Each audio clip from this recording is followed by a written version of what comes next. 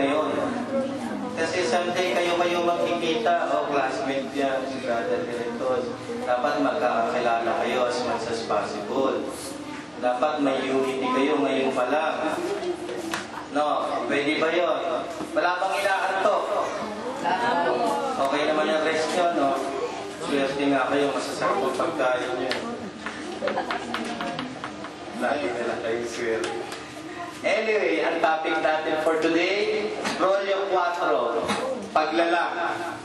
It was an exciting and interesting topic. Paglalang, kung paano ginawa ng Diyos sa pamamagitan ng salita. Sa simula ay salita, at ang salita ay sumasa Diyos, ang salita ay Diyos. Kaya conforme rin kung anong salita ang dala-dala nyo. Kung negative or positive spirit, diba? Kung sa Diyos yun. Much better. Kaya lang, kung medyo sala na, tinamaan na kayo na magalit mo. Hindi naman kami sa inyo nagagalit ni Feather eh. Talagang may sumasakay. May taning talaga. Sinasakyan ng tao. Hindi siya yun. Kung nakakagawa man ng mga brother and sister natin ang pagkakamali, o minsan talaga sinasakyan, no? So, huwag natin silang hatulan. Huwag tayong humatol. Hindi tayo para sa tama at mali. Kasama yan sa creation. Yung paglalang. Huwag tayong tumingin. Sabi nga ni Tatang, hindi tayo para sa tama at mali. Ang taong tumitingin sa tama at sa mali may kamatayan. Doon lang tayo sumatuwid. Huwag tayong pumatol nang hindi tayo mahatulan. Yan. So hindi naman pwede ang isang killer lagi na lang masama. Hatulan natin yun. Wala namang ginawa mabuti yun. Alam lang ba nun, pumatay? Hindi. Ay ginawa rin silang mabuti. At hindi naman natin masasabi na mga pare, banal na sila.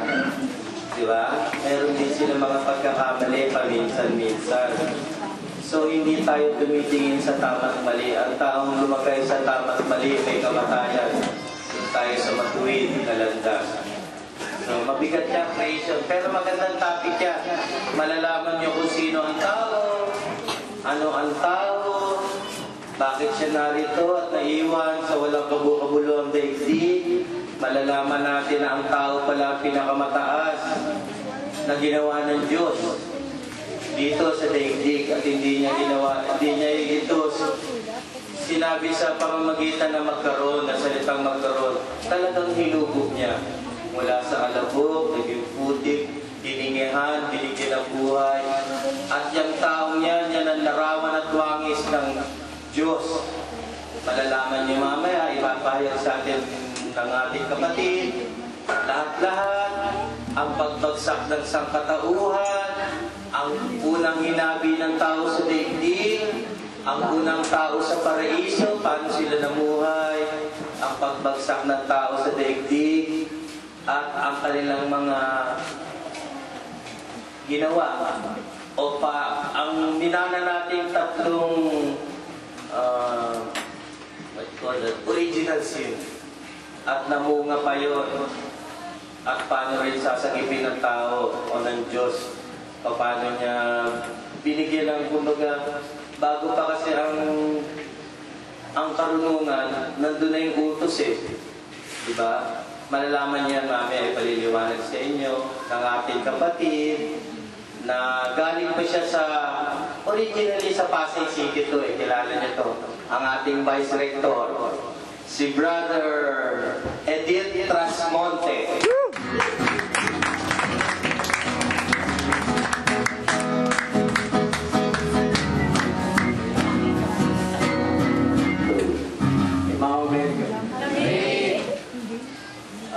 Bago tayo patuloy sa ating rolyo, mga kapatid, gusto muna namin ipaliwanag sa inyo ito.